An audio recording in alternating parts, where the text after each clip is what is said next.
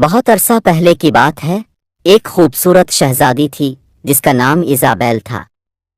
Isabel ایک شاندار محل میں رہتی تھی جو ایک سرسبز جنگل کے قریب واقع تھا۔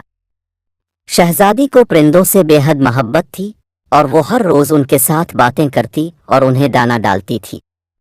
ایک دن جب ایزابیل اپنے باغ میں پرندوں کو دانہ ڈال رہی تھی اور ان سے باتیں کر رہی تھی، اچانک ایک سنہری پروں والا خوبصورت پرندہ آسمان سے گر کر زمین پر آ گرا۔ یہ پرندہ بہت ہی منفرد اور دلکش تھا، مگر وہ بری طرح زخمی تھا۔ ایزابیل نے فوراً پرندے کو اٹھایا اور اسے اپنے محل کے اندر لے گئی۔ وہاں اس نے بڑی نرمی اور محبت کے ساتھ پرندے کے زخموں کی مرہم پٹی کی۔ جیسے جیسے ایزابیل پرندے کا علاج کرتی، وہ پرندہ آہستہ آہستہ ٹھیک ہونے لگا۔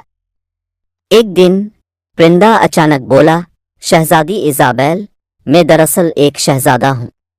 میرا نام شاذیب ہے اور ایک ظالم جادوگر نے مجھ پر جادو کر کے مجھے پرندہ بنا دیا تھا۔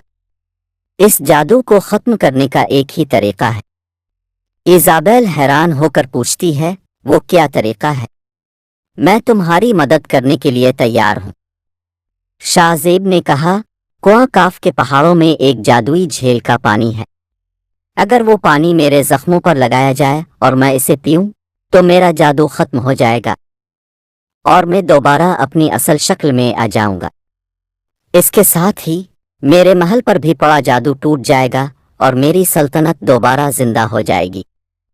ایزابیل نے فوراً فیصلہ کیا کہ وہ شاذیب کی مدد کرے گی۔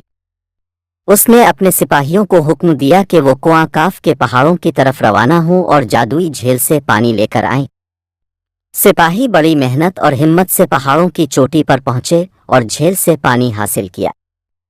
جب وہ پانی ایزابیل کے محل میں لایا گیا تو شہزادی نے بڑی احتیاط کے ساتھ وہ پانی شاذیب کے زخموں پر لگایا اور اسے پلایا۔ جیسے ہی شاذیب نے وہ پانی پیا، ایک دم سے پرندہ روشنی کی ایک چمک میں تبدیل ہو کر ایک خوبصورت شہزادے کی شکل میں آ گیا۔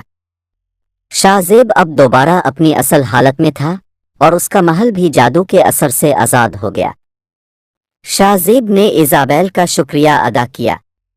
یوں ایزابیل اور شاذیب نے مل کر ایک نئی زندگی کا آغاز کیا اور ان کی محبت اور بہادری کی کہانی ہمیشہ کے لیے یادگار بن گئی۔